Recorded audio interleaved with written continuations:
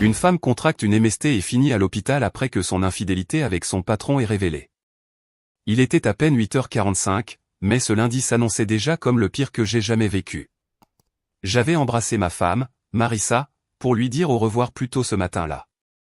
Elle est ma partenaire depuis 15 ans et une agente immobilière incroyablement brillante, à en juger par son impressionnante pile de commissions et de primes. Passe une bonne journée, lança-t-elle avec cette voix d'agent immobilier trop parfaite qu'elle savait que je ne supportais pas. Son sourire en coin suggérait qu'elle cachait un secret, ce qui ne faisait qu'ajouter à mon irritation. En route pour le bureau, je ne pouvais m'empêcher de penser à la montagne de rapports que je devais rendre avant la fin du mois. Je suis arrivé à mon heure habituelle, 7h45, j'ai posé ma mallette et je me suis dirigé vers les toilettes pour hommes avant ma pause café. C'est à ce moment-là que tout a basculé. Alors que j'étais au bureau, j'ai été soudainement submergé par une douleur aiguë en bas du ventre, ce qui m'a arraché un cri sonore. Mon patron, Alan Randall, est rapidement venu m'aider, exprimant une profonde inquiétude. J'ai décrit la sensation de brûlure et nous avons tous deux remarqué l'écoulement verdâtre alarmant. Alan m'a immédiatement conseillé de consulter un médecin et m'a rassuré de ne pas m'inquiéter pour les rapports en attente, promettant de s'en occuper et me suggérant de prendre le temps nécessaire. Reconnaissant, je l'ai remercié pour sa compréhension et son soutien, appréciant son approche compatissante dans un moment aussi pénible. Je me suis aspergé le visage d'eau, j'ai attrapé ma mallette et je suis sorti. J'ai dit à la réceptionniste que je ne reviendrai pas avant au moins un jour, peut-être plus. Normalement, j'aurais consulté mon médecin traitant, mais son cabinet était à l'autre bout de la ville et je doutais de pouvoir obtenir un rendez-vous aujourd'hui. J'ai donc opté pour le centre de soins d'urgence à quelques rues de mon bureau. Une fois sur place, ils ont rapidement prélevé quelques échantillons et m'ont dirigé vers la salle d'attente. J'ai eu l'impression d'attendre des heures, mais seulement 30 minutes s'étaient écoulées avant qu'une infirmière n'appelle sèchement Greg Watson. Elle m'a fait signe de m'approcher avec un regard qui me faisait me sentir moins qu'humain. Curieux de son comportement, je l'ai suivi jusqu'à la salle d'examen. « Asseyez-vous, monsieur Watson », ordonna-t-elle froidement. Je me suis assis et je l'ai regardé prendre mes constantes, tension artérielle, température, etc., sans beaucoup de conversation. Après avoir noté les détails, elle a mentionné « Le docteur va vous voir sous peu » et a quitté la pièce. Peu de temps après, on a frappé à la porte et un homme plus âgé en blouse blanche est entré, un dossier à la main. « Monsieur Watson, je suis le docteur Smith », se présenta-t-il en s'asseyant. Il ouvrit le dossier et ne mâcha pas ses mots. « Vos analyses montrent que vous avez la gonorrhée. » « La gonorrhée ?» répétai-je, stupéfait. « Oui, c'est une maladie sexuellement transmissible, » dit le docteur Smith, me lançant un regard qui suggérait que j'aurais dû le savoir. « Je vais vous prescrire un antibiotique et vous devrez éviter toute activité sexuelle pendant au moins 7 jours après la fin de votre traitement. Si vous avez encore des symptômes, consultez votre médecin traitant. » La nouvelle m'a frappé comme un camion, mais la manière directe du docteur Smith m'a aidé à surmonter le choc. J'ai hoché la tête, assimilant les étapes à suivre. Il a commencé par dire que d'autres tests étaient en cours et que cela pourrait prendre quelques semaines ou plus pour obtenir les résultats. Il m'a ensuite demandé une liste des personnes avec qui j'avais récemment été en contact. Je n'ai été intime qu'avec une seule personne dans toute ma vie, lui ai-je dit. Ma femme. Il m'a jeté un regard triste pendant un instant avant de consulter mon dossier. Si je l'ai attrapée d'elle, n'aurait-elle pas de symptômes, ai-je demandé. Pas nécessairement, monsieur Watson, répondit-il. Elle pourrait les confondre avec une infection urinaire ou vaginale. Il est important qu'elle se fasse examiner bientôt. Attendre pourrait entraîner de graves complications. Excusez-moi, monsieur Watson, dit-il en me tendant des médicaments et en me faisant signer quelques formulaires.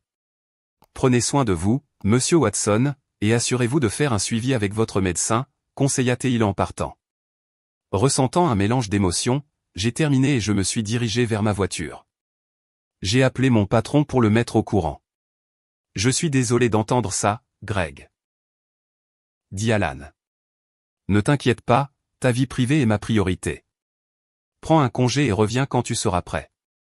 Je me suis occupé de tes rapports, alors concentre-toi sur ta guérison. » Merci, ai-je répondu en terminant l'appel. Ensuite, je devais parler à mes parents, à qui je n'avais jamais rien caché. J'ai composé leur numéro et mon père a répondu. « Salut fiston, tu es au travail ?» demanda-t-il.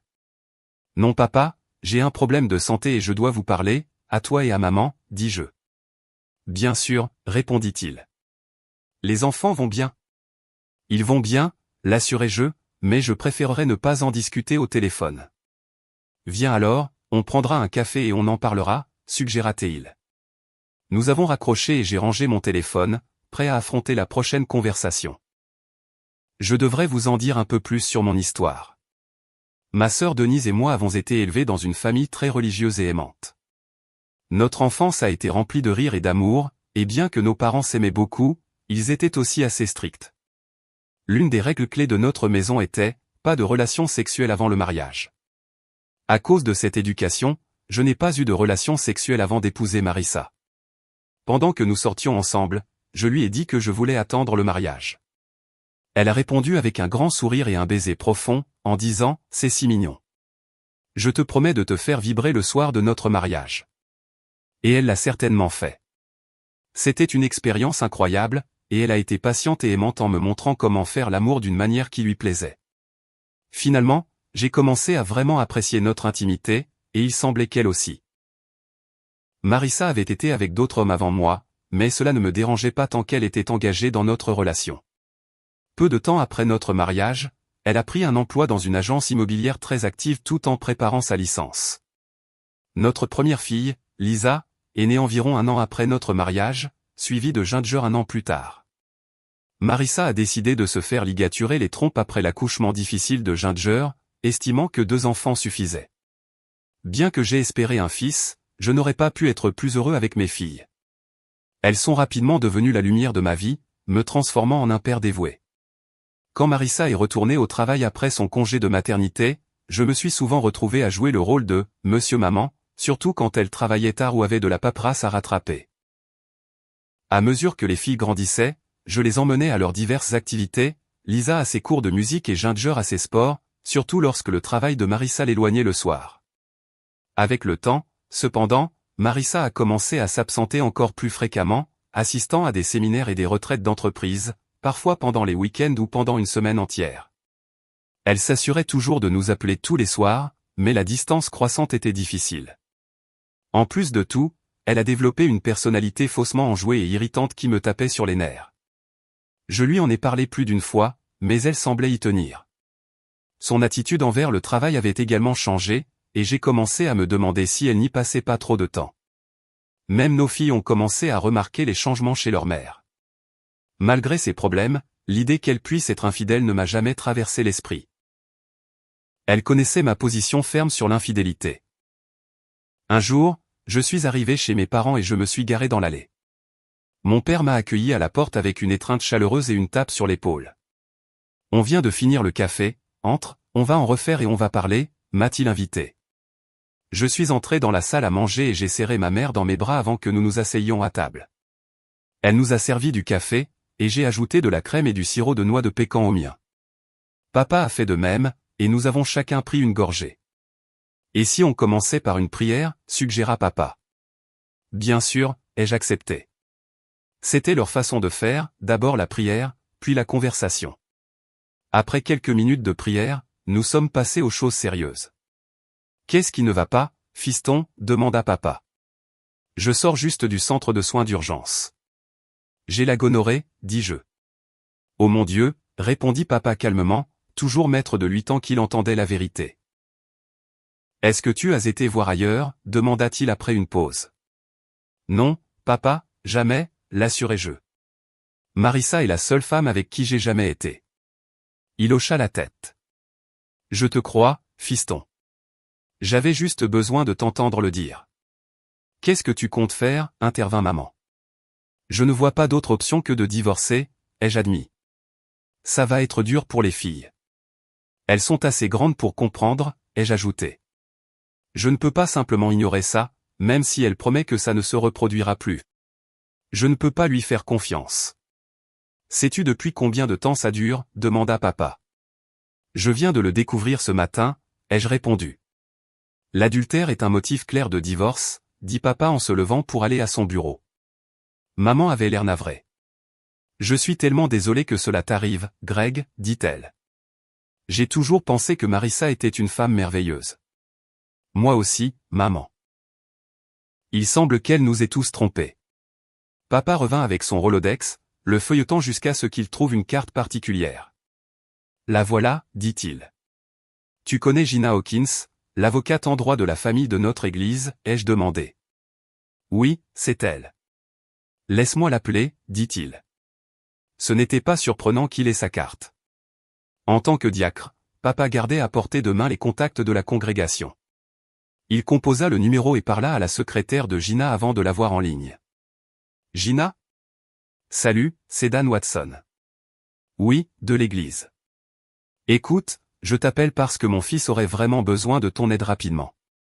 Il fait face à une situation difficile et je pense que tu pourrais l'aider. Oh vraiment? Cet après-midi à 12h30?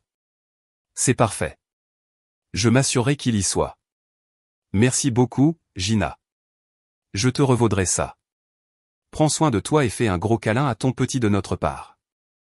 D'accord, au revoir. Après avoir raccroché, papa se tourna vers moi. C'était Gina. Elle peut te voir aujourd'hui à 12h30 grâce à une annulation. Assure-toi d'apporter tes documents financiers et tes déclarations de revenus des 2 dernières années, m'informa-t-il. D'accord, dis-je, réalisant que je devais préparer mes documents. Je suppose que je ferais mieux de rentrer et de faire mes valises. Ça me semble être un bon plan, répondit papa. Et tu sais que tu dois parler à Marissa de la MST. Elle doit aussi se faire tester pour éviter toute propagation. Peut-être que les filles devraient rester avec nous un petit moment, suggéra maman.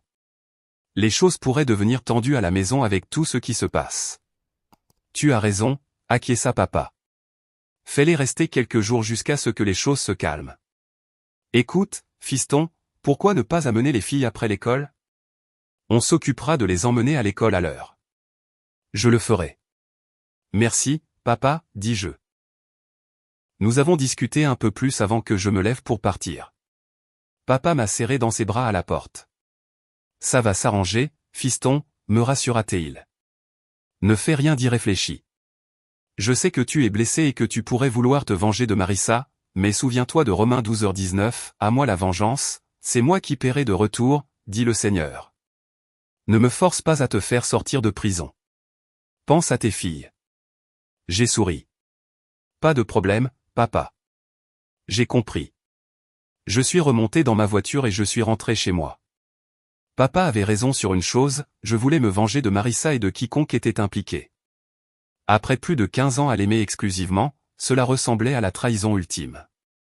Quand je suis arrivé à la maison, j'ai commencé à fouiller dans mes dossiers pour trouver mes anciennes déclarations de revenus. Je devais aussi trouver celle de Marissa, car il y a environ 8 ans, elle avait suggéré que nous fassions des déclarations séparées pour économiser de l'argent. À l'époque, cela avait du sens, mais quand j'ai regardé ses formulaires d'impôt, j'ai découvert la vraie raison pour laquelle elle voulait que nous fassions des déclarations séparées. Marissa avait gagné beaucoup plus en primes et commissions que je ne l'avais réalisé. En voyant combien elle avait versé sur notre compte joint, je me suis demandé où tout son argent supplémentaire était passé. Ma recherche m'a mené à un dossier rempli de relevés bancaires d'une banque que je ne reconnaissais pas. Le dernier relevé montrait qu'elle avait économisé près d'1 million de dollars au cours des 8 dernières années. Quel était son plan? Me suis-je demandé. Était-ce une sorte de plan pour quand les enfants iraient à l'université? J'ai rassemblé les relevés et ses formulaires d'impôt, je les ai mis dans mon dossier et je suis allé à ma voiture. Juste au moment où j'allais partir, mon téléphone a sonné avec un texto de Marissa. Elle disait qu'elle serait en retard à cause d'une visite et de ne pas attendre pour le dîner. Ouais, bien sûr, me suis-je dit. J'ai répondu, pas de problème, à tout à l'heure à la maison. En envoyant le message, je ne pouvais m'empêcher de me demander si elle avait remarqué que je n'avais pas dit « je t'aime », comme d'habitude. Je suis arrivé à l'immeuble de bureau de Gina Hawkins, j'ai garé la voiture et je me suis dirigé vers son bureau. En entrant, j'ai été accueilli par une jolie réceptionniste blonde. Je suis ici pour voir Gina Hawkins, lui ai-je dit. J'ai un rendez-vous à 12h30. Après une vérification rapide sur son ordinateur, elle a souri et m'a conduit au bureau de Gina. Gina se leva pour me saluer, me serrant chaleureusement la main. C'est bon de te voir, Greg, dit-elle en souriant. Voudrais-tu un café? Ce serait super, merci, ai-je répondu. Gina se tourna vers la réceptionniste. Pourriez-vous nous apporter 2 tasses de café, s'il vous plaît? Et peut-être du beurre et des noix. Bien sûr, répondit la réceptionniste avant de quitter la pièce. Elle revint peu de temps après avec 2 tasses et quelques portions de beurre. Gina m'a fait signe de m'asseoir, et j'ai pris place en face d'elle. J'ai été surprise de recevoir un appel de ton père ce matin, commença Gina. Donc, tu fais face à un problème qui nécessite une attention juridique. Ouais, il semble que Marissa ait été infidèle, dis-je. Je suis désolé d'entendre ça, répondit Gina, son expression pleine de sympathie. J'ai toujours pensé que vous deux étiez solides. Moi aussi, mais je suppose que je me suis trompé, dis-je. Pouvez-vous me parler de mes options? J'ai expliqué la situation, y compris ma visite à la clinique et la découverte des relevés bancaires plus tôt dans la journée. Gina hocha la tête pensivement. Je comprends à quel point cela doit être difficile, dit-elle. Laissez-moi vous expliquer un peu comment fonctionne le divorce ici. Il ne s'agit pas nécessairement de justice, cela se résume souvent à des questions financières. Dans cet État, nous avons des lois sur le divorce sans faute, mais vous pouvez toujours déposer une demande pour adultère si vous avez des preuves solides. Et la MST qu'elle m'a transmise, ai-je demandé. Gina hocha la tête. C'est un argument de poids, reconnut elle, mais son avocat pourrait prétendre que vous l'avez attrapé de quelqu'un d'autre. Nous savons que ce n'est pas vrai, mais nous devons convaincre un juge. Concernant l'argent qu'elle a mis de côté, elle pourrait soutenir que c'était une surprise pour la retraite. Vous ne croyez pas vraiment à ça, n'est-ce pas? Ai-je demandé. Non, cela ressemble plus à une stratégie de sortie, répondit Gina. Elle attend probablement le bon moment, peut-être après que vos filles aient terminé leurs études, pour partir sans complications. Prouver cela au tribunal, cependant, sera difficile. Donc, je n'ai aucune chance, insistai-je. Pas nécessairement, me rassura Gina. Je peux engager un détective privé pour enquêter. C'est cher, mais cela pourrait fournir les preuves solides dont nous avons besoin au tribunal. Voulez-vous procéder ainsi? Oui, allons-y, ai-je décidé. Parfait, répondit Gina. J'aurai besoin de tous les détails que vous pouvez fournir, la marque et le modèle de sa voiture, le numéro de plaque d'immatriculation, les endroits qu'elle fréquente. J'ai sorti mon téléphone. En fait, j'ai installé une application de suivi téléphonique quand elle a perdu son téléphone il y a quelques mois. Oh, laissez-moi vérifier si elle est toujours active. J'ai ouvert l'application et j'ai localisé son téléphone dans une maison du côté nord de la ville. J'ai montré l'adresse à Gina. Parfait, dit-elle en la notant.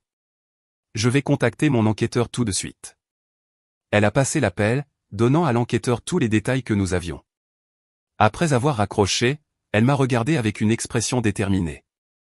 Nous allons gérer cela aussi discrètement que possible, m'assura-t-elle. D'accord, tout est en place. S'il se passe quelque chose, nous le saurons bientôt. Maintenant, concentrons-nous sur votre situation. Vous avez 2 filles adolescentes, Lisa et Ginger, âgées de 14 et 13 ans, c'est bien ça, demanda Gina. Oui, c'est exact. Elles ne sont pas encore assez âgées pour choisir avec quels parents elles veulent vivre, mais ça approche. Je veux demander la garde exclusive, ai-je confirmé. Compris, hocha la tête Gina. Vous devez savoir que les tribunaux favorisent généralement la mère pour la garde principale. Cependant, nous pouvons certainement plaider votre cas, surtout compte tenu des circonstances. Qui a été le principal gardien? Marissa sort souvent le soir, donc c'est moi qui ai été à la maison, expliquai-je. Compris. Et juste pour clarifier, êtes-vous certain que les filles sont biologiquement les vôtres, s'enquit-elle prudemment. Je le crois, oui. À ce stade, est-ce que ça a de l'importance? Mon nom est sur leurs actes de naissance et je les ai élevées depuis qu'elles sont bébés, ai-je répondu, un peu sur la défensive. Je comprends, me rassura Gina, mais il pourrait être bon de le savoir avec certitude. Je peux vous orienter vers un laboratoire pour un test de paternité si vous le souhaitez. D'accord, je vais y réfléchir, dis-je. Et la situation de la maison? Nous n'avons pas d'hypothèque. La maison appartenait à mes grands-parents et elle est maintenant dans une fiducie familiale au nom de mes parents. Ils nous laissent y vivre, expliquai-je. Bien, cela simplifie un peu les choses. Pas de problème d'hypothèque à gérer, nota TL. Il y aura toujours des biens personnels et éventuellement d'autres actifs à considérer pour le partage. Je vais préparer une liste de ce que vous devez régler. Y a-t-il autre chose que je dois faire pour l'instant, ai-je demandé. Pas pour le moment, répondit-elle. Je vais commencer à rédiger les documents, mais attendons de voir ce que le détective privé trouve avant d'aller trop loin. Cependant, remplissez la liste de contrôles que je vais vous donner. Pensez-vous que je devrais la confronter personnellement à ce sujet, me suis-je demandé à voix haute. Il serait sage de l'informer au moins qu'elle doit se faire tester pour les MST afin d'éviter toute propagation. C'est important pour vous deux, conseilla Gina. C'est logique, ai-je convenu. Après avoir finalisé la paperasse, Gina m'a remis une liste de contrôles et une carte avec les coordonnées du laboratoire. Autre chose que je devrais savoir, ai-je demandé.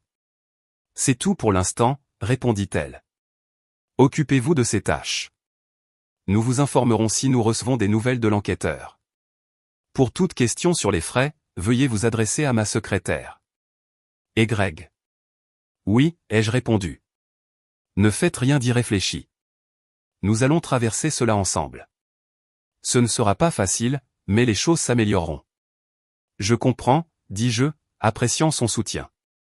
Merci pour tout. De rien, répondit-elle. Nous resterons en contact. Sur ce, j'ai quitté son bureau, j'ai fait un chèque pour ses services et je me suis rendu au laboratoire. Après avoir récupéré le kit de test, je me suis arrêté à la banque pour vérifier certains des détails que Gina avait mentionnés. Puis je suis rentré chez moi.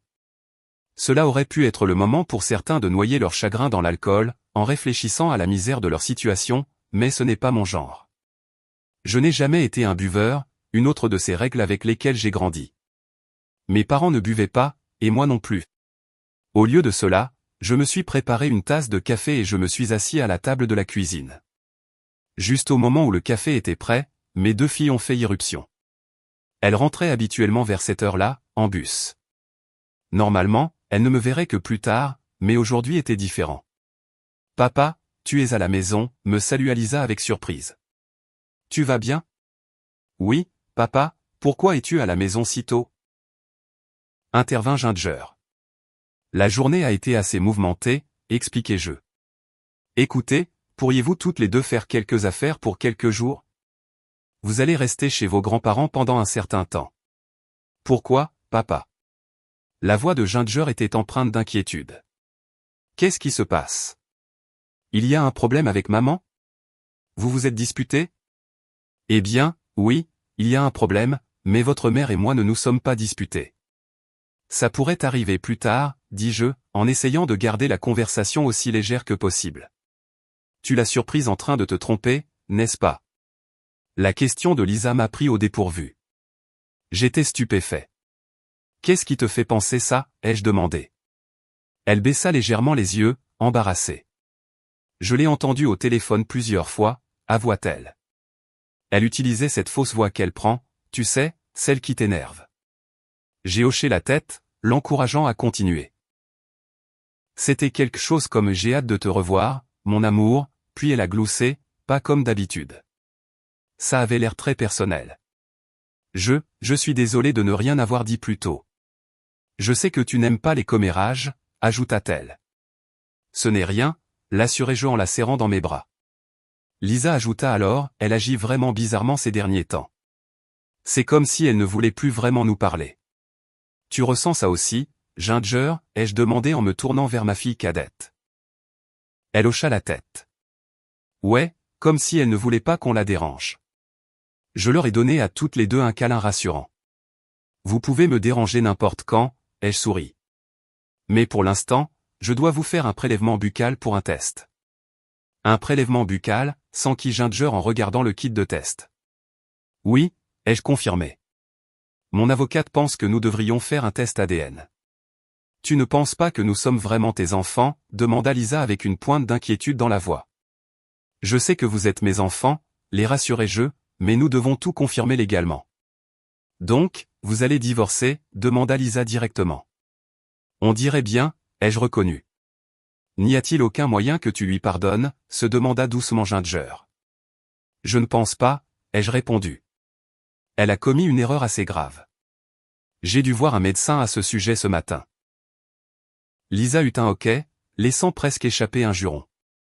Désolé, marmonna-t-elle. Ce n'est rien, l'assurai-je avec un faible sourire. J'ai eu envie de jurer aujourd'hui aussi. Maintenant, faisons ces prélèvements. J'ai doucement frotté l'intérieur de la joue de Lisa, puis j'ai fait de même pour Ginger. Une fois leurs échantillons sécurisés dans le kit, j'ai prélevé un échantillon de ma propre joue et je l'ai placé dans une fiole séparée.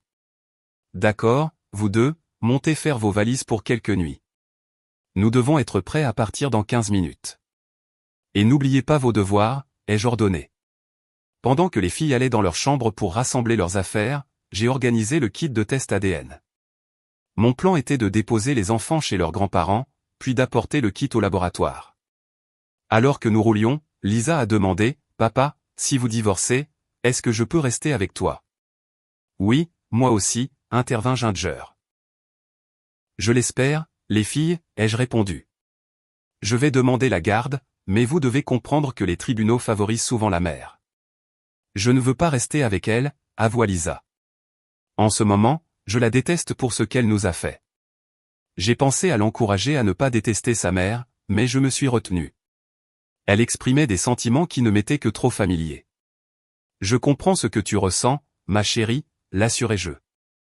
Rappelez-vous simplement que quoi qu'il arrive, je vous aime immensément toutes les deux et je serai toujours là pour vous. Je t'aime aussi, papa, dit Lisa, des larmes coulant sur ses joues. Ces larmes ont renforcé ma détermination, alimentée par ma colère envers Marissa. Dans ma tête, j'ai juré de me venger. À moi la vengeance, c'est moi qui paierai de retour, dit le Seigneur. Les mots de mon père résonnaient dans ma tête, calmant mes pensées vengeresses. Nous sommes arrivés chez mes parents et nous nous sommes garés dans l'allée. J'ai serré et embrassé les deux filles, leur promettant de les appeler plus tard. Nous avons été accueillis sur le porche par mon père, qui a serré les filles dans ses bras pendant qu'elles rentraient leur sac. Maman est sortie pour nous saluer aussi. Je ferais mieux d'aller au laboratoire avant qu'il ne soit trop tard, dis-je après quelques instants. Tu vas bien, demanda mon père, l'inquiétude évidente dans sa voix. Aussi bien que possible dans les circonstances, ai-je répondu. Nous prierons pour toi, dit-il. Appelle-nous et dis-nous comment ça se passe avec Marissa, ajouta-t-il. Je le ferai, mais je ne sais pas quand ce sera, ai-je répondu. Ce n'est pas grave, fiston, me rassura maman. Tu peux appeler n'importe quand. Merci, dis-je en la serrant dans mes bras. Je ferai mieux d'y aller maintenant.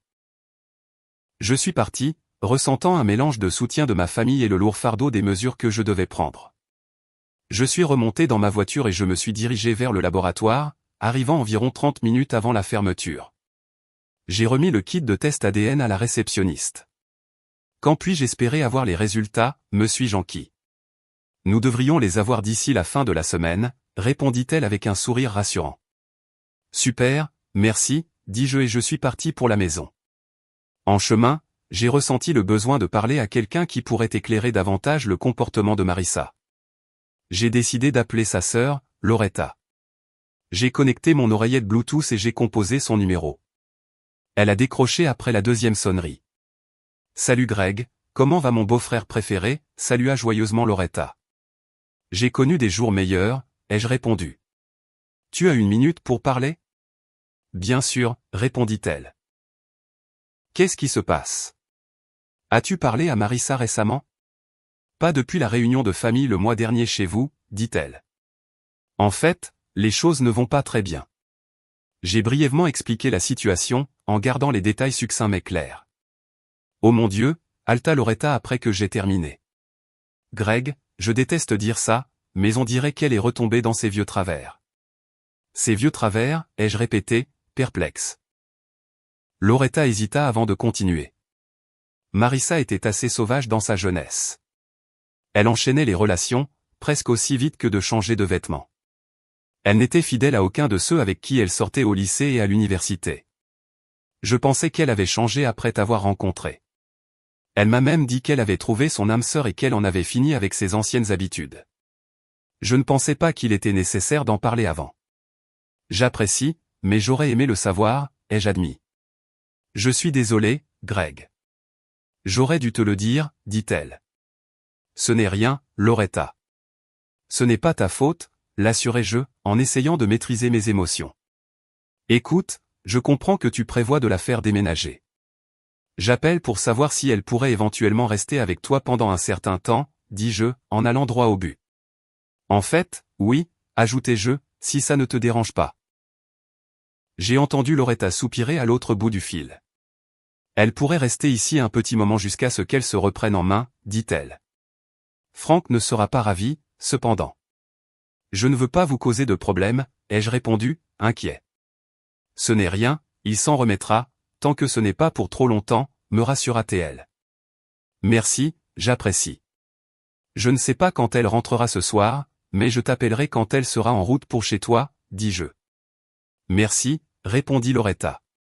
Comment les filles ont-elles géré tout ça? Elles sont bouleversées, mais elles le gèrent mieux que ce à quoi je m'attendais, ai-je répondu. Tu as élevé des jeunes femmes fortes, Greg. Reste fort pour elles, m'encouragea-t-elle. J'essaie, dis-je. Je dois y aller, préparer le dîner maintenant. On se parle plus tard, d'accord? Je le ferai, ai-je promis, puis nous avons mis fin à l'appel. De retour à la maison, j'ai réchauffé des restes de pain de viande pour le dîner. Juste au moment où je finissais de manger, le téléphone a de nouveau sonné. C'était Gina, mon avocate. J'ai jeté un coup d'œil à l'horloge, il était un peu plus de 18h30. Salut, l'ai-je salué. Tu travailles tard ce soir? Pour toi, oui, répondit Gina. J'ai reçu des conclusions préliminaires du détective privé. Il semble que Marissa ait été très active. Elle a rencontré 3 hommes depuis cet après-midi. J'étais stupéfait. 3 hommes en une journée? Comment trouve-t-elle le temps? Oui, confirma Gina. Je t'envoie les détails maintenant, photos, vidéos et un résumé du rapport. Je te déconseille de regarder la vidéo, mais tu devrais absolument écouter les dernières minutes de l'audio. C'est assez révélateur. Donc, tu penses avoir assez d'éléments pour procéder au divorce? Absolument, ai-je affirmé. Bien. Écoute cet audio, puis appelle-moi, m'a-t-elle demandé. Je le ferai. Merci, Gina, dis-je en raccrochant, ressentant un mélange de colère et de soulagement d'avancer enfin. J'ai allumé mon ordinateur portable et j'ai accédé à mes emails. J'ai trouvé la vidéo que Gina avait mentionnée et j'ai avancé rapidement jusqu'à la partie qu'elle avait soulignée. Bien que je n'ai aucun intérêt à regarder Marissa dans une situation aussi compromettante, j'étais obligé de comprendre le contexte de leur conversation. Je vois que tu es marié, remarqua l'homme en notant ses alliances. Pour le moment, répondit nonchalamment Marissa. J'ai remarqué que tu es marié aussi, observa-t-elle en jetant un coup d'œil à sa bague. Oui, ma femme et moi avons une relation libre, expliqua-t-il. Et toi? Ce n'est pas libre dans ce sens, mais je prends mes libertés comme elles viennent, déclara-t-elle. Donc ton mari ne sait pas, sonda-t-il. Non, il ne sait pas, avoua-t-elle. Il n'a aucune idée du genre de personne avec qui il est marié, pensai-je amèrement. Maintenant, je réalise la vérité. Qu'est-ce qui ne va pas? Il n'est pas bon avec toi à la maison, demanda l'homme, creusant plus profondément. Il a intérêt. C'est moi qui lui ai tout appris, se vanta-t-elle. Tu lui as tout appris? L'homme semblait surpris. Il était inexpérimenté quand vous vous êtes mariés? Crois-le ou non, c'était un puceau de 23 ans, divulgua-t-elle. Il est assez religieux, ne fume pas, ne boit pas et ne jure même pas. Il piquerait probablement une crise si je jurais devant lui. Il ne savait même pas comment faire l'amour avant notre mariage. Merde, réagit l'homme. On dirait que tu le prends pour un loser. Alors pourquoi rester avec lui? Il y a de l'amour, d'une certaine manière, je suppose. C'est un bon père, il s'occupe bien de nos filles et ne se plaint pas quand je rentre tard. Mais au-delà de ça, il est ennuyeux, admit-elle. Les filles sont-elles seulement les siennes, demanda-t-il curieusement. Elle haussa les épaules nonchalamment. Honnêtement, je ne sais pas. Peut-être. Ça ne m'importe pas beaucoup. Il croit qu'elles sont les siennes et c'est ce qui compte, affirma-t-elle. Depuis combien de temps tu t'amuses, sans qu'il? Ça ne me dérange pas de le dire, répondit-elle avec désinvolture. Je me suis amusé tout au long de notre mariage et il est toujours aussi naïf. Il n'a aucune idée. Il n'a été avec personne d'autre, alors comment pourrait-il savoir la différence? C'est ça, demanda-t-il. C'est ça, confirma-t-elle. Entendre sa façon désinvolte de parler de notre vie et de notre famille m'a dévasté. La profondeur de sa tromperie était bien pire que ce que j'avais imaginé. À ce moment-là, j'ai dû me retenir de vomir. Ça me rendait malade de penser qu'elle m'avait traité comme ça pendant tout notre mariage. Tu prévois de rester avec lui? Oui, pour l'instant. Au moins jusqu'à ce que les filles finissent le lycée et aillent à l'université. Dit-elle. C'est dans environ 4 ou 5 ans. J'aurai tout préparé pour partir d'ici là. Pourquoi attendre? Parce que généralement, les tribunaux donnent la garde à la mère, et la dernière chose que je veux, c'est de me retrouver avec 2 adolescentes sur les bras, dit-elle. Qu'est-ce que tu vas faire après ça? Je veux faire la fête, peut-être traîner avec plusieurs personnes à la fois, peut-être partir en croisière ou prendre ma retraite au Costa Rica ou quelque chose comme ça. Je ne suis pas sûr, dit-elle. Oh, j'ai quelques gars. Peux-tu t'éclipser pour le week-end, demanda-t-il. Bien sûr, dit-elle. Je peux dire à Greg que j'ai un séminaire obligatoire le week-end ou quelque chose comme ça. Il croira tout ce que je dis. Dis-moi quand tu peux partir et on s'arrangera. Tu as mon numéro.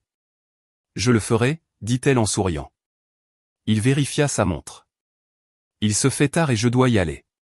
J'ai hâte de te revoir, chérie. Moi aussi, je suis excitée. Dit-elle. Il est parti et Marissa s'est assise sur le lit avec un grand sourire. Oh Greg, dit-elle à la pièce vide, tu n'as aucune idée de ce qui t'attend. Après avoir regardé la vidéo, je suis resté assis là, abasourdi, essuyant mes larmes. La profondeur de la trahison de Marissa m'a frappé plus durement que je ne l'avais prévu. Avec un lourd soupir, j'ai composé le numéro de Gina. Je viens de finir de regarder la vidéo, lui ai-je dit.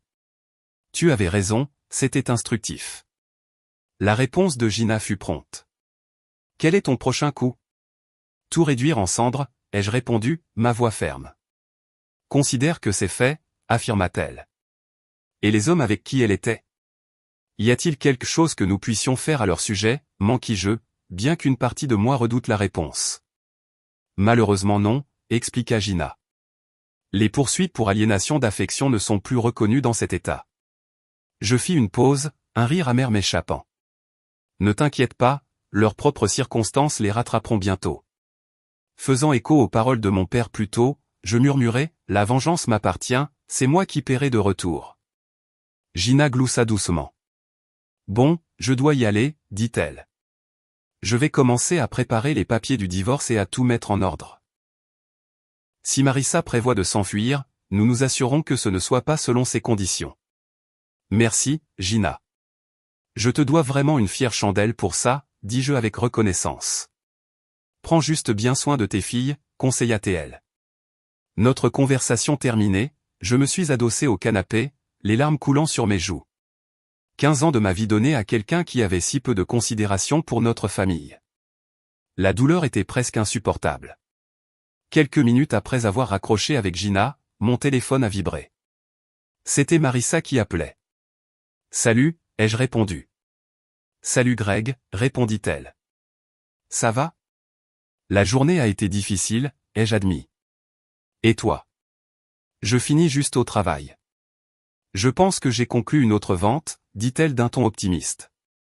C'est bien, ai-je répondu, en gardant mon ton neutre. Je serai bientôt à la maison, donc je te verrai dans une demi-heure environ, d'accord? Bien sûr, ai-je convenu. D'accord, à tout à l'heure alors. Je t'aime, dit-elle, sa voix prenant ce ton désagréablement insincère. Moi aussi, ai-je répondu et j'ai raccroché. Je me suis demandé brièvement si elle avait remarqué mon absence de « je t'aime » en retour, mais j'ai ensuite réalisé que cela n'avait plus d'importance pour moi, qu'elle l'ait fait ou non. J'ai rassemblé les preuves que j'avais imprimées plutôt aux 4 photos de Marissa avec d'autres hommes, toutes sur une seule feuille et je les ai placées dans un dossier. J'ai arrangé le dossier sur la table de la cuisine, là où je prévoyais de la confronter à son arrivée. Avec tout en place, je me suis préparé une tasse de café et je me suis assis pour attendre. Alors que l'horloge passait 1 heure, puis 2, Marissa n'était toujours pas rentrée. L'inquiétude se mêlait à la frustration. Je pensais qu'elle retardait peut-être délibérément son retour, mais à mesure que le temps passait sans nouvelles d'elle, l'inquiétude s'est installée. J'ai essayé d'appeler son portable, pour tomber sur sa messagerie vocale. J'ai laissé un message et j'ai suivi avec un texto, mais il n'y a eu aucune réponse. 3 heures après notre appel et toujours aucun signe d'elle. J'ai commencé à craindre que quelque chose de plus grave ne soit arrivé, comme un accident. Presque 3h30 après que Marissa était censée être à la maison, mon téléphone fixe a sonné. Je me suis précipité pour répondre, espérant que c'était elle, mais ce n'était pas le cas. Greg Watson, ai-je répondu. Monsieur Watson, ici Angela Barnes de l'hôpital merci. Êtes-vous un parent de Marissa Watson? C'est ma femme, ai-je répondu, le cœur serré. Monsieur Watson, votre femme a eu un accident et a été amenée ici pour être soignée. Pouvez-vous venir dès que possible? Oui, bien sûr, dis-je anxieusement. Elle va bien? Qu'est-ce qui s'est passé? Désolé, monsieur, je ne peux fournir aucun détail, répondit Angela. Son médecin vous parlera à votre arrivée. Veuillez vous présenter à l'accueil et on vous dirigera. Merci, dis-je en essayant de garder mon sang-froid. Après avoir raccroché, j'ai glissé l'enveloppe avec les photos dans la poche de ma veste. J'ai envisagé d'appeler papa ou Loretta pour du soutien, mais j'ai décidé d'attendre d'en savoir plus. J'ai conduit jusqu'à l'hôpital le cœur lourd, je me suis garé rapidement et je me suis précipité à l'intérieur. À l'accueil, je me suis présenté. Je suis Greg Watson, ici pour voir Marissa Watson, ai-je dit à la femme d'âge moyen derrière le comptoir. Elle a vérifié les informations de Marissa, puis a fait un signe de tête à un autre membre du personnel. Voudriez-vous s'il vous plaît emmener Monsieur Watson aux soins intensifs, ordonna-t-elle. La femme a contourné le bureau et m'a fait signe de la suivre. Nous avons marché en silence jusqu'aux soins intensifs, où un policier attendait. Monsieur Watson, demanda-t-il alors que nous approchions. C'est moi, ai-je confirmé. Je suis l'agent Simpson. J'ai répondu à l'accident de votre femme, expliqua-t-il. Elle traversait l'intersection de la 3e et de la rue Main quand un conducteur ivre a grillé un feu rouge et a heurté sa voiture du côté conducteur. Mon cœur se serra à ces détails. Je suis vraiment désolé, ajouta-t-il d'un ton sincère. Ce n'est rien, ai-je réussi à dire, bien que rien ne semblât aller. Sa voiture a été remorquée à la casse, continua-t-il. Il n'en reste pas grand-chose. Il m'a tendu une carte de visite de la société de remorquage. Si je peux faire quoi que ce soit pour vous aider, n'hésitez pas à m'appeler. Merci, agent, dis-je en acceptant la carte. Mon esprit était en ébullition, inquiet, alors que je me préparais à voir Marissa, incertain de ce qui m'attendait. Quand l'agent est parti, un homme en blouse blanche s'est approché de moi. Greg Watson, sans qu'il. Oui, ai-je répondu. Je suis le docteur Blake, le médecin qui supervise le traitement de votre femme. Pouvons-nous parler un instant? Bien sûr, ai-je répondu. Il m'a conduit dans une petite pièce, a fermé la porte et s'est assis en face de moi à une table ronde. Comment va ma femme, ai-je demandé immédiatement. Elle a de multiples fractures et plusieurs blessures internes. De plus, elle a subi un grave traumatisme crânien. Nous l'avons placée dans un coma artificiel pour faciliter sa guérison, expliqua-t-il. J'ai hoché la tête, me préparant à en entendre plus. A-t-il autre chose? Oui, il y a des nouvelles plus préoccupantes. Nos tests préliminaires suggèrent qu'elle pourrait être séropositive au VIH. Nous avons envoyé des échantillons pour des analyses de sang plus détaillées, mais cela prendra un certain temps pour confirmer, continua le docteur Blake. J'ai senti une vague de froid et de choc. J'ai découvert ce matin qu'elle a la gonorrhée, ai-je partagé, encore en train de digérer la nouvelle. Et recevez-vous un traitement pour cela, demanda-t-il. Oui, ai-je confirmé. C'est une bonne nouvelle. Cependant, je vous recommande de vous faire tester pour le VIH dès que possible. Si vous pouviez voir votre médecin traitant demain, ce serait le mieux. Il est important de connaître votre statut, conseilla-t-il. J'ai hoché la tête, absorbant ses recommandations. Combien de temps restera-t-elle dans le coma, ai-je demandé, ramenant le sujet à Marissa. Cela dépend de ses progrès, mais cela pourrait être de 10 jours à 2 semaines. Après cela, son séjour ici pourrait se prolonger en fonction de sa vitesse de récupération, expliqua-t-il. Puis-je la voir maintenant, ai-je demandé, impatient mais anxieux. Absolument, dit le docteur Blake en se levant. Elle a besoin de votre soutien maintenant plus que jamais. Il m'a conduit à la porte et a montré le couloir. Elle est dans la chambre 5, juste là. Merci, docteur, dis-je en lui serrant la main avant de me diriger vers la chambre de Marissa, l'esprit embrouillé par tout ce que je venais d'apprendre. Je suis entré dans la chambre d'hôpital de Marissa et sa vue m'a frappé de plein fouet. Elle était enveloppée de bandages, avec une jambe dans un plâtre qui s'étendait jusqu'à sa hanche. Son visage était meurtri et enflé, des coupures suturées marquant sa peau. On aurait dit qu'elle avait à peine survécu à une bataille brutale. Silencieusement, j'ai dit une prière pour elle, puis j'ai enlevé mon alliance. J'ai sorti l'enveloppe contenant les photos, j'ai écrit son nom dessus et j'ai placé ma bague à l'intérieur avant de la sceller. Me tournant vers l'infirmière qui surveillait attentivement Marissa, j'ai tendu l'enveloppe. Pourriez-vous vous assurer qu'elle reçoive ça quand elle se réveillera, ai-je demandé. Bien sûr, répondit chaleureusement l'infirmière. Vous pouvez la placer sur ce plateau là-bas, suggéra-t-elle en montrant un plateau roulant à proximité. Merci, dis-je en posant l'enveloppe sur le plateau pour m'assurer que Marissa la verrait à son réveil. Je suis resté un instant, regardant Marissa. Malgré tout, ça me faisait mal de la voir dans un tel état. Remarquant qu'elle portait toujours ses alliances, je les ai doucement retirées et les ai mises dans ma poche. Au revoir, Marissa, ai-je murmuré. On se verra plus tard. Avec un signe de tête à l'infirmière qui m'offrit un sourire compatissant, j'ai quitté la chambre. En rentrant chez moi, j'ai appelé Loretta pour la mettre au courant de la situation. Elle a été abasourdie par la nouvelle, en particulier par les complications de santé de Marissa. Greg, tu sais que Frank ne sera pas à l'aise qu'elle reste ici si elle est séropositive, déclara Loretta, sa voix remplie d'inquiétude. Il s'inquiète pour les enfants, et je ne peux pas le contredire là-dessus. Ses parents avaient déménagé en Floride pour leur retraite, éliminant une autre option de soutien potentiel. Alors, il semble que je vais devoir lui trouver un appartement, ai-je conclu. Je pense que c'est sage, approuva Loretta. Je suis désolé, Greg, mais je dois donner la priorité à ma famille. Elle a fait ses choix. Je peux aider à déménager ses affaires, mais après ça, je dois prendre mes distances. Je comprends, l'assurai-je. Tu fais ce que tu as à faire. Il est tard et je dois dormir, mais s'il te plaît, tiens-moi au courant, dit-elle. Je le ferai, ai-je promis. Merci pour tout, Loretta. En raccrochant, j'ai senti le poids de la journée s'abattre sur moi alors que je rentrais en silence. Il était près de minuit quand je suis finalement arrivé à la maison, épuisé par les événements de la journée. Je me suis rapidement déshabillé et je me suis couché, m'endormant presque au moment où ma tête a touché l'oreiller. Le lendemain matin, je me suis réveillé en sentant le poids de tout ce qui s'était passé. J'ai appelé le cabinet de mon médecin et j'ai été surpris de constater qu'il pouvait me trouver un rendez-vous plus tard dans la matinée.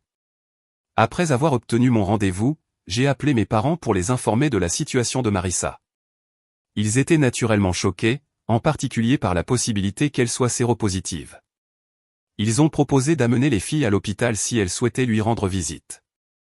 Je leur ai également fait part des preuves troublantes que j'avais recueillies sur Marissa. Papa m'a demandé d'envoyer les détails à son adresse email, ce que j'ai fait immédiatement. C'est vraiment grave, ai-je admis au téléphone. Ce n'est rien, fiston, me rassura-t-il. Nous allons gérer ça ensemble. Une fois l'email envoyé, j'ai appelé Gina pour l'informer des derniers développements.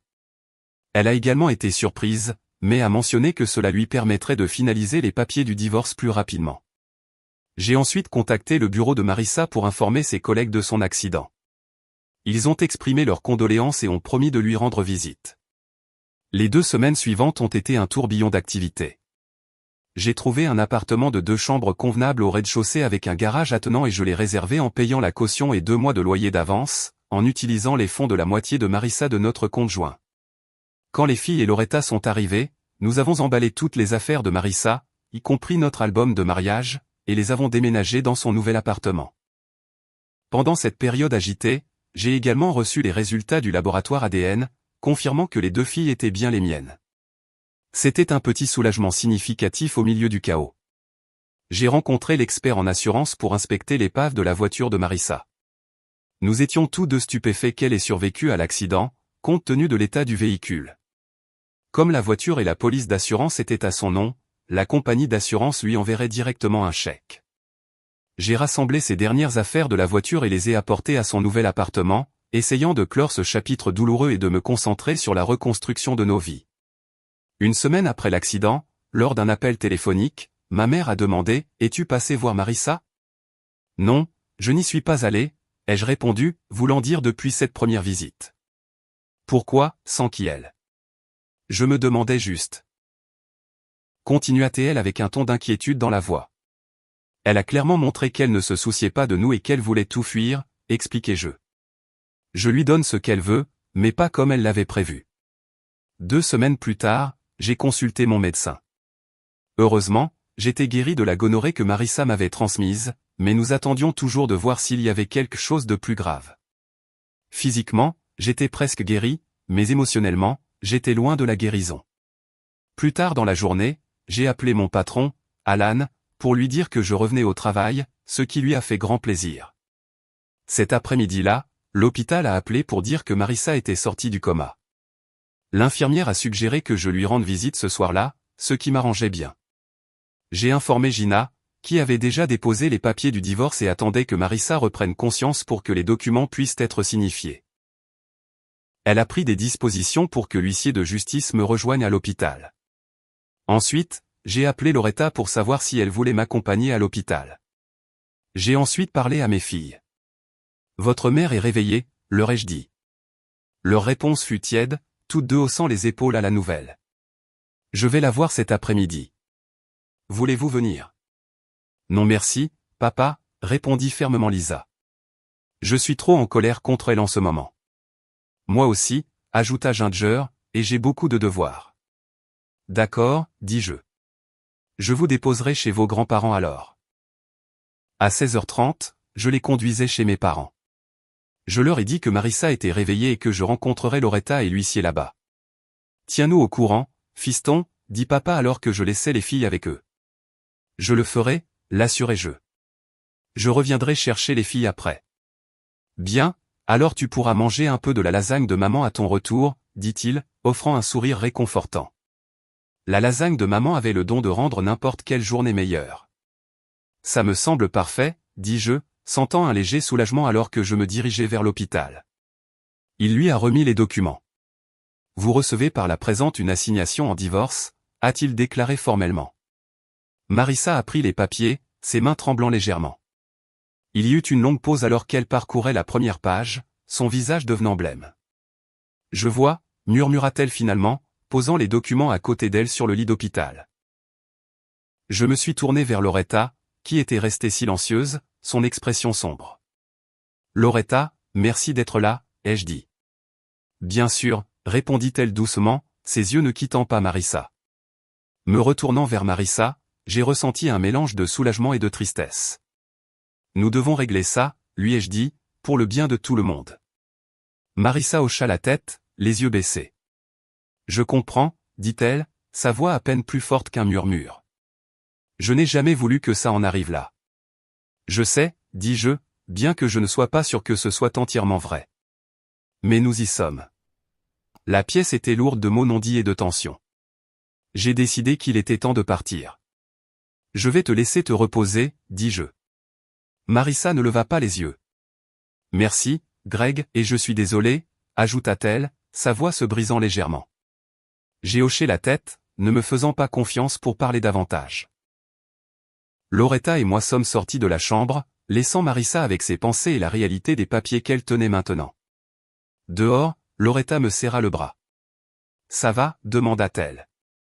Ça ira, ai-je répondu, réussissant un petit sourire. Merci d'être venu. Ça comptait beaucoup. Elle m'a serré brièvement dans ses bras. Appelle-moi si tu as besoin de quoi que ce soit, dit-elle. Je le ferai, ai-je promis. En m'éloignant de l'hôpital, le poids de la semaine passée semblait s'alléger légèrement.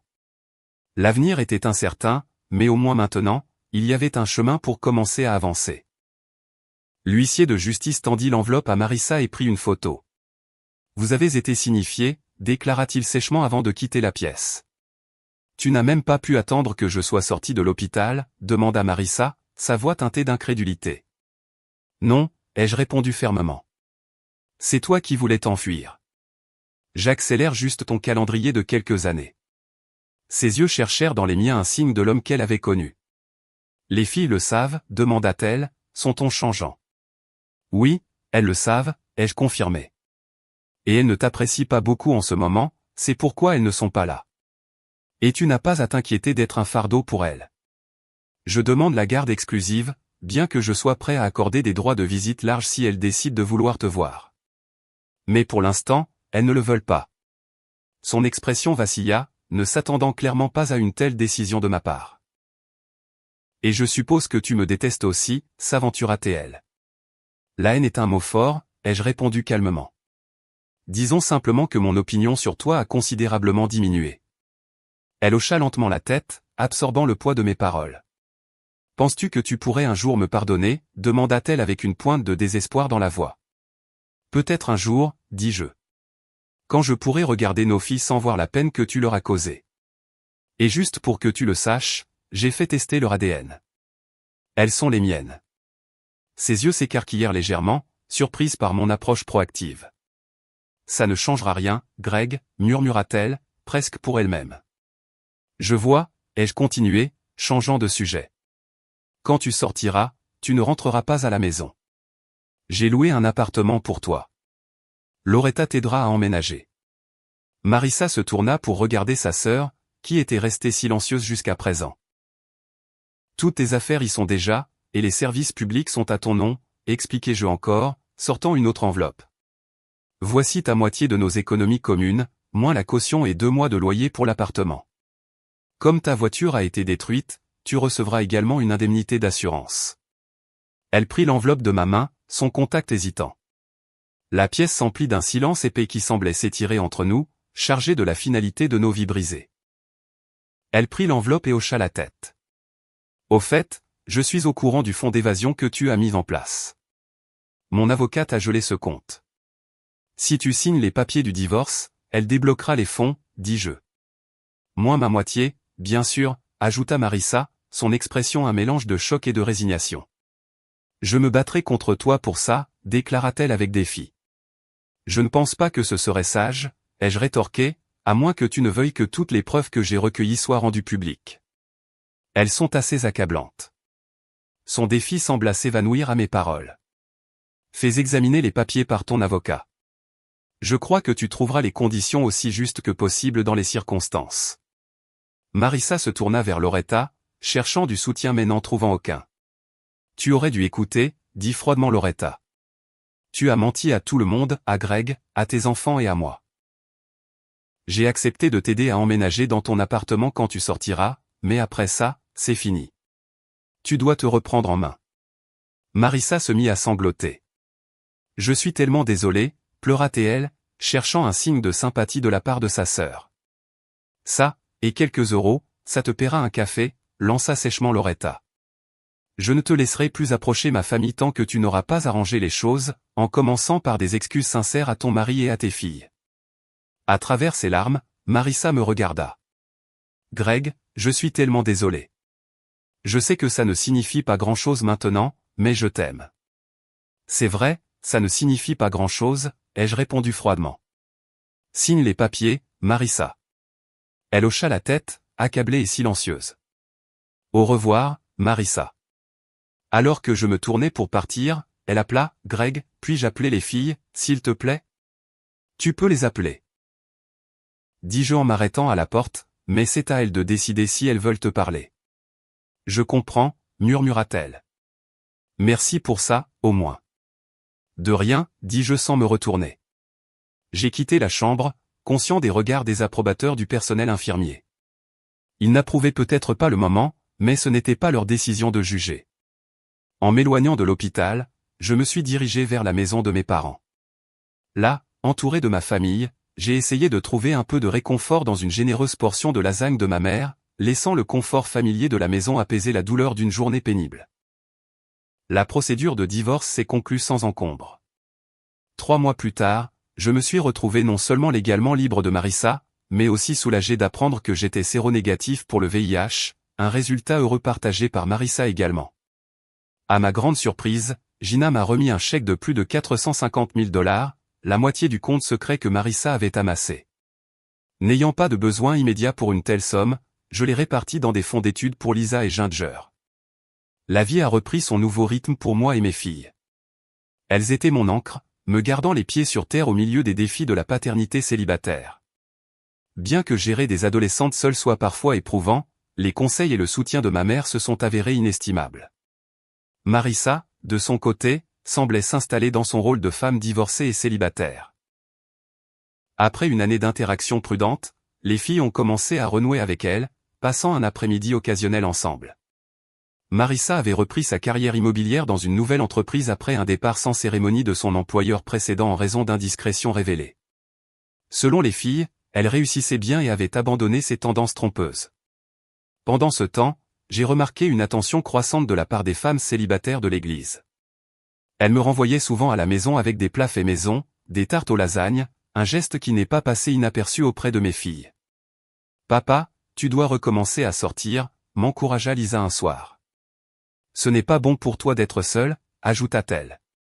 Je ne saurais même pas par où commencer, ai-je avoué, me sentant déconnecté des rencontres amoureuses. Et je ne suis pas seul, ai-je continué. Vous deux me tenez assez occupé. Nous ne serons pas toujours là, cependant, intervint Ginger avec un mélange de sérieux et d'humour. C'est simple, papa. Invite juste quelqu'un à dîner. Tu peux le faire, non? En réfléchissant aux paroles de Ginger, j'ai réalisé qu'elle avait peut-être raison. Il était peut-être temps d'explorer la vie au-delà de la paternité. Ce même mercredi, j'ai rencontré Rhonda Carson au café de l'église. Rhonda, une veuve qui avait perdu son mari dans un tragique accident et élevait seule sa fille adolescente, m'avait récemment donné un gratin que j'avais particulièrement apprécié. « Salut Rhonda, comment vas-tu » ai-je commencé, me souvenant du réconfort que son plat m'avait apporté. « Je tiens le coup, Greg » répondit-elle. « Et toi ?»« Ça va. J'ai vraiment apprécié ce gratin la semaine dernière. » « Merci, dis-je, espérant susciter une conversation plus approfondie. « C'est bon à entendre. Ça peut être difficile de s'en sortir seul, n'est-ce pas » sympathisa-t-elle.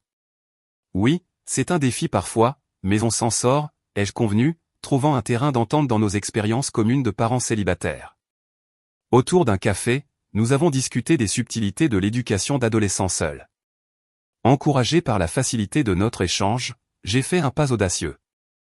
Rhonda, je suis assez nouveau dans ce domaine, mais aimerais-tu dîner avec moi un de ces jours? Peut-être ce vendredi, ai-je demandé, ressentant un mélange d'anticipation et de nervosité. Elle a souri, sa réponse réchauffant mon cœur.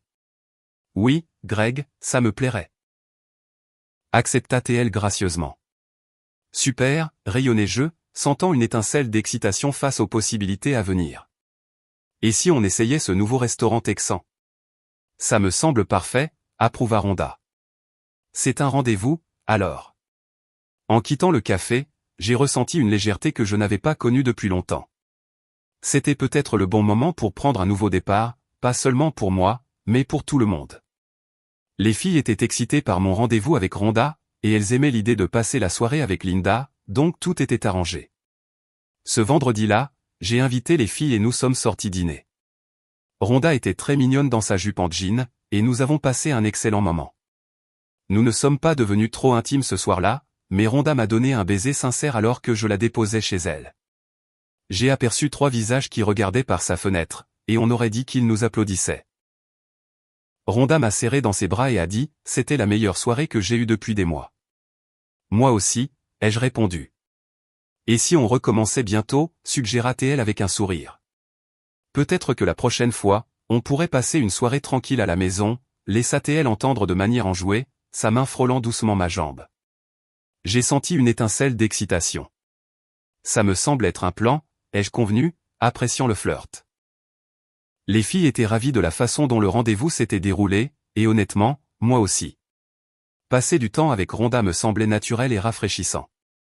Bien que je ne sois pas certain de la direction que cela pourrait prendre, je suis ouvert à explorer où nos prochains pas pourraient nous mener.